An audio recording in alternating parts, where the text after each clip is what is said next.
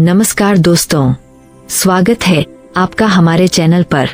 आज हम लेकर आए हैं एक ऐसी कथा जो त्याग, प्रेम और धर्म की सबसे बड़ी मिसाल है। यह है भगवान राम के वनवास की कहानी। बहुत समय पहले की बात है। अयोध्या नगरी बहुत ही सुंदर और समृद्ध थी। वहाँ के राजा थे महाराज दशरथ। उनके 4 पुत्र थे, राम, लक्ष्मण, भरत और शत्रुघ्न। इनमें राम सबसे बड़े, सबसे समझदार और सबसे प्रिय थे। राम अपने पिता की आज्ञा का पालन करने वाले, सत्य और धर्म के मार्ग पर चलने वाले थे। पूरी अयोध्या राम से बहुत प्रेम करती थी। एक दिन राजा दशरथ ने सोचा कि अब समय आ गया है कि राम को अयोध्या का राजा बनाया जाए।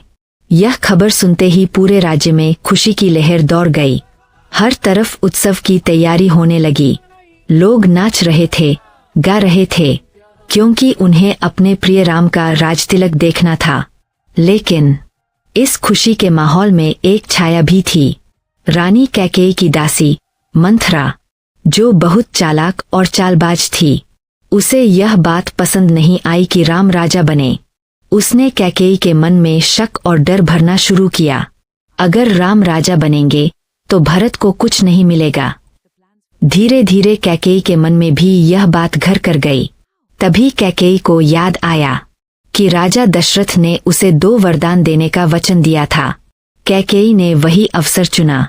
वह कोप भवन में चली गई और राजा दशरथ से अपने 2 वरदान मांगे।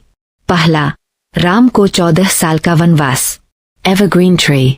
दूसरा, भरत को अयोध्या का राजा बनाना। यह सुनकर राजा दशरथ स्तब्ध रह गए। उनका दिल टूट गया। वे राम से बहुत प्रेम करते थे, लेकिन वचन के बंधन में बंधे थे। वे कुछ नहीं कर सके। जब राम को यह बात पता चली तो उन्होंने बिना किसी शिकायत के यह निर्णय स्वीकार कर लिया। राम ने कहा, पिता का वचन ही मेरा धर्म है। यह सुनकर सभी हैरान रह गए। जब माता सीता को यह पता चला तो उन्होंने कहा, जहां आप रहेंगे वही मेरा घर है। मैं भी आपके साथ चलूंगी। और लक्ष्मण बोले, भैया, मैं आपके बिना नहीं रह सकता। मैं भी आपके साथ चलूंगा। इस तरह राम, सीता और लक्ष्मण वन की ओर चल पड़े। जब वे अयोध्या से जा रहे थे तो पूरा नगर रो पड़ा। लोग उनके पीछे पीछे चलने लगे। किसी का मन नहीं था कि राम उन्हें छोड़कर जाए।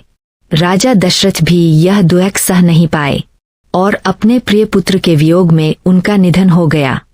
सीता और लक्ष्मण जंगल में रहने लगे। उन्होंने एक छोटी सी कुटिया बनाई, साधारण जीवन जीना शुरू किया। वे ऋषिमुनियों की सेवा करते और राक्षसों से उनकी रक्षा करते। उधर जब भरत को यह सब पता चला तो वह बहुत दुखी हुए। वे तुरंत जंगल गए और राम से कहा, भैया, अयोध्या आपकी है, कृपया वापस चलिए। लेकिन राम ने उत्तर दिया, मैं पिता का वचन पूरा किए बिना वापस नहीं जा सकता। तब भरत ने राम की खराउ ली और अयोध्या वापस आकर उसे सिंहासन पर रखा और स्वयं एक सेवक की तरह राज्य चलाने लगे। यह था सच्चे भाई का प्रेम। दोस्तों, राम वनवास की यह कहानी हमें बहुत कुछ सिखाती है। वचन का पालन सबसे बड़ा धर्म है।